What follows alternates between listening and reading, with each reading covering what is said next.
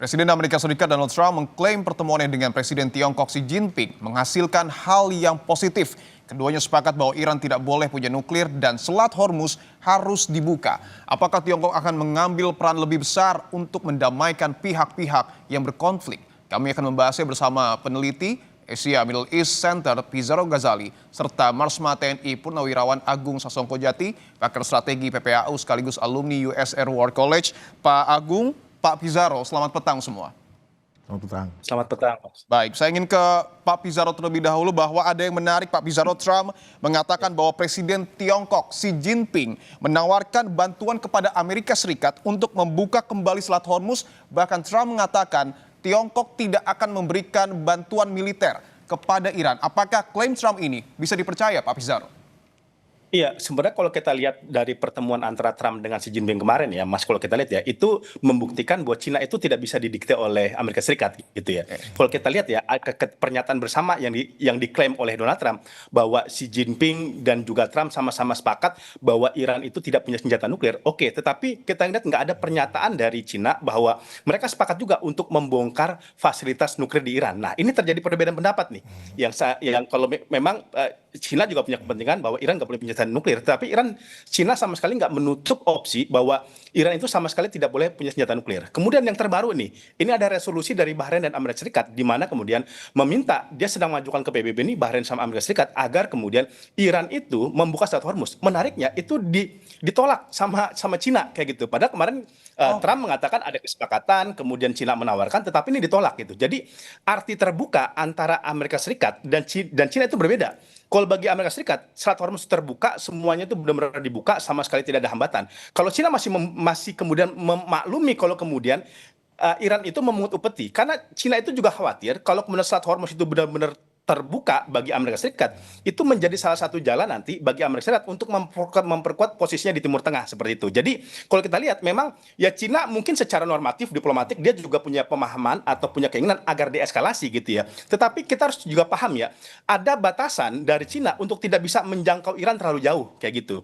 Kita ingat ya, Iran itu sejak revolusi tahun 79 dia punya prinsip politik luar negeri dari Khomeini yang mengatakan Nasarki Nagarbi, enggak timur enggak barat kayak gitu ya. Artinya Iran itu tetap punya kapasitas atau polugri bahwa kedaulatan dia itu menjadi prinsip utama dia. Ya walaupun dia punya hubungan dengan punya hubungan dengan Cina, punya hubungan dengan Rusia, tetapi kedaulatan Iran itu di nomor satukan gitu. Makanya nanti dalam beberapa episode, dalam beberapa sejarah, Iran itu juga nggak sekata loh sama Cina. Kalau dalam beberapa kesempatan, misalkan gitu, sengketa 3 pulau Abu Musa, Tun besar, Tun kecil ya, itu Cina sepakat itu jadi haknya Uni Emirat Arab, tetapi Iran itu menolak. Iran mengatakan 3 pulau itu tetap milik mereka. Artinya apa? Cina sama Iran walaupun berdekatan juga ada dia beberapa masalah yang tidak sekata seperti itu. Makanya kemungkinan Xi Jinping ingin membantu Amerika Serikat, tetapi dia tetap juga memastikan kedaulatan Iran itu tidak tercoreng. Oke, saya ingin ke Pak Agung. Kalau kita tangkap poin yang kemudian disampaikan oleh Pak Pizarro, Pak Agung, apakah bisa dikatakan bahwa statement yang kemudian disampaikan oleh Presiden Trump ini tidak bisa mewakili sikap dari pemerintah Tiongkok? Kali ini tidak ada pernyataan bersama. Tidak ada pernyataan bersama? Ya, seperti biasa, klaim Trump itu seperti sifatnya yaitu attack, deny, kemudian twist. Nah ini fase twist ini yang, karena ternyata Cina yang sejauh saya ketahui pada saat perundingan mengenai soal Selat Hormuz, itu Cina ya saya setuju kalau itu dibuka, tapi dengan syarat kamu harus ada perjanjian tertulis, tidak ada regime change di Cina, ditolak ini ya sudah berarti enggak. Artinya kan yang dikatakan Trump dengan perundingan beda. Makanya tidak ada statement dari Cina soal Hormuz yang mendetail ya. Kemudian soal nuklir juga, Cina sesuai dengan JCPOA dulu ya salah satu negara yang menandatangani bahwa membatasi nuklirnya Iran dan Iran tidak akan punya secara prinsip Iran tidak punya senjata nuklir, tapi tidak membatasi Iran untuk melakukan pengayaan nuklir.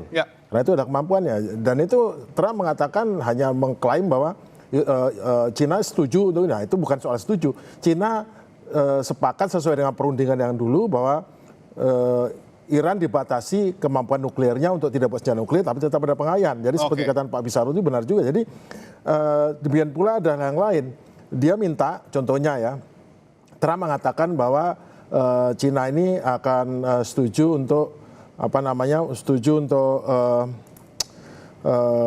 soal ya kembali ke soal nuklir lagi ya.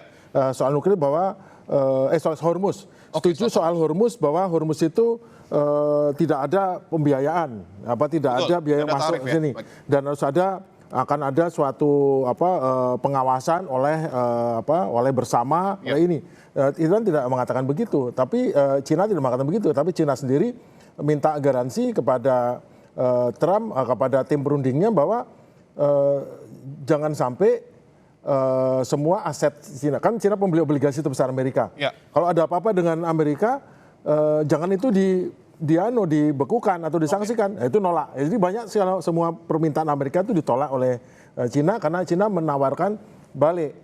Tidak ada regime change, tidak ada pembukuan asetnya Cina dan sebagainya. Itu yang ditolak Amerika. Pada akhirnya diomongkan oleh Trump itu sebagian besar itu hanya klaim sepihak daripada Amerika. Klaim sepihak dari Amerika Serikat, dan ini nampaknya bak gayung bersambut karena pernyataan dari Menlu Iran Abbas Araghchi. Persoalan Iran ini sebenarnya dengan Amerika Serikat soal kepercayaan. Trump dinilai selalu kontradiktif pernyataannya, termasuk juga selalu menggunakan retorika irasional yang bertentangan dengan jalur negosiasi dan juga diplomasi. Apakah artinya, Pak Agung, Iran sudah menutup ruang negosiasi dengan Amerika Serikat? Oh tidak, Iran selalu menunjukkan sikap bahwa dia bernegosiasi tapi dengan syarat. Amerika, kamu harus realistis bahwa posisimu tuh lebih lemah, kamu tidak berdaya. Ya sekarang yang terdepan adalah sebaiknya soal urusan Hormuz, kamu buka blokade ke saya buka blokade semuanya, happy. Karena ternyata juga kemarin saja selama 2 hari ini ada 70 kapal lewat. Dan itu tidak bisa ditahan Amerika, karena Amerika hanya menahan untuk di sisi ke timur hanya 3 kapal, sisi ke barat hanya 3 kapal juga. Lah kalau 70 kapal 2 hari berbondong-bondong, akhirnya praktis tidak ada yang ditahan. Dan itu dimulai dengan kapal besar Cina, kemudian ada juga kapal-kapal lain, kapal Malaysia juga keluar. 70 itu banyak sekali loh. Artinya ya tidak ditutup oleh Iran, tetapi dibatasi untuk teman-teman yang memang tidak bermusuhan terhadap Iran. Itu yang terjadi. Saya ingin ke Pak Pizarro bahwa menyambung dengan apa yang kemudian disampaikan oleh Pak Agung, menarik ketika Iran nampaknya krisis kepercayaan dengan Amerika Serikat. Lantas apa yang kemudian harus dilakukan oleh Amerika Serikat, Pak Pizarro, untuk kemudian membuat Iran kembali percaya bahwa jalur negosiasi ini sebenarnya mungkin saja untuk kemudian dilakukan? Iya, sebenarnya Iran masih terbuka ya untuk melakukan negosiasi dan diplomasi, walaupun tadi ya seperti dikatakan Pak Agung ya, sebenarnya Iran itu udah setengah hati sebenarnya negosiasi ya. Pertama, ada beberapa trauma-trauma yang dimiliki oleh Iran. Pertama, kesepakatan JCPOA 2015 tiba-tiba dibatalkan sama Trump. Yang kedua, trauma yang kedua, ketika sudah 2 kali perundingan sama Oman, tiba-tiba itu diserang kayak gitu ya. Yang ketiga juga sama nih, ketika kemudian Iran sudah membuka Selat Hormuz, tetapi kemudian sama Amerika itu diblokade kayak gitu ya. Ini yang kemudian kenapa kemudian kita lihat ada 2 sikap dari Iran. Kalau misalkan tadi Abbas Araghchi mengatakan kami mau negosiasi, kamu mau diplomasi, dia tetap terbuka seperti ya. Tapi di satu sisi RGC itu sekarang lagi latihan bersama nih, seperti itu. Dia lagi latihan gabungan karena gini, karena dia udah membaca kayaknya psikologis Amerika Serikat. Dia tiba-tiba ngirim 6.500 ton amunisi kepada Israel. Israel juga mengatakan kami tinggal tunggu green light untuk melakukan serangan pada Iran. Lah, Iran itu kan kemudian melihat wah ini kayaknya ada double standar sama Amerika nih. Dia mau negosiasi, mau diplomasi, tapi dia juga kemudian pertama dia memperkuat Israel, dan kedua jangan lupa memperkuat Uni Emirat Arab. Seperti itu. Ini kan sebenarnya kenapa kemarin ada Project Freedom yang dari Amerika Serikat untuk dalam tanda kutip katanya ingin menyelamatkan kapal-kapal yang terdampar di Hormuz. Itu dibaca Iran sebenarnya itu akal bulus Amerika Serikat. Dia sebenarnya punya misi untuk memperkuat pangkalan militer dan pangkalan maritim di Uni Emirat Arab untuk kemudian nanti menyerang Iran gitu. Makanya kan itu kan menolak ya Project Freedom ini karena dia juga membaca ini Amerika mau melakukan eskalasi perang lebih besar lagi. Dan itu sebabnya Iran kemudian memperingatkan Uni Emirat Arab bahwa kondisi negara mereka sebenarnya tidak aman juga terkait dengan kondisi di Timur Tengah. Yes, ya seperti itu. Itu yang sebenarnya dibaca gitu. Makanya akan sangat susah gitu. Menurut saya cara jalan keluar sebenarnya gampang. Kan Iran udah ngasih beberapa syarat ya. Jika Anda mau negosiasi sama saya, cairkan dong aset saya yang sedang ditahan. Jika Anda ingin negosiasi sama saya, kemudian singkirkan dulu dong isu tentang penghancuran fasilitas nuklir. Saya kira kalau beberapa poin-poin itu diikuti oleh Amerika Serikat, saya yakin Iran juga terbuka untuk melakukan negosiasi. Saya ingin ke Pak Agung bahwa nampaknya masih terbuka negosiasi yang kemudian mungkin saya terjadi antara Iran dan Amerika Serikat asal kedua negara ini bisa sama-sama saling menahan diri. Tapi pertanyaannya Pak Agung, seberapa besar peran Tiongkok nantinya jika memang betul-betul akan berkontribusi untuk perdamaian antara Iran dan Amerika Serikat mampu untuk mendinginkan suasana di antara kedua negara? Tugasnya Tiongkok tidak untuk mendinginkan suasana situ. Tiongkok harus mencari keuntungan sebesar-besarnya dari masalah ini. Oke. Dia dengan Amerika punya urusan kan, dia bereskan itu. Berarti dia berhasil membeli Boeing dan suku cadang Boeing ya, yang sudah selama hampir mungkin 10 tahun ini kesulitan. Yang kedua, dia berhasil membeli bahan pangan ya, yang selama ini sama Amerika di bahan, padahal Amerika butuh jual, beli sapi juga, daging sapi. Kemudian di sisi lain dia juga bisa menjual ke Amerika ya dengan perjanjian ini selama setahun ya ini menjual logam jarang dan juga mendapatkan semikonduktor.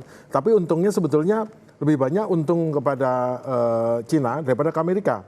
Karena pada praktisnya Amerika tidak dapat konsesi apa-apa dari Cina, tapi Cina bisa mendapatkan konsesi yaitu bisa hal-hal yang memang dibutuhkan dan meringankan Cina. Namun Amerika sendiri yang dibawa pulang oleh Trump ke negerinya hanya laku jual Boeing, jual alat pertanian atau peralatan pertanian, kemudian jual daging, kemudian jual semikonduktor dan sebagainya. Nah sekarang balik ke soal Iran.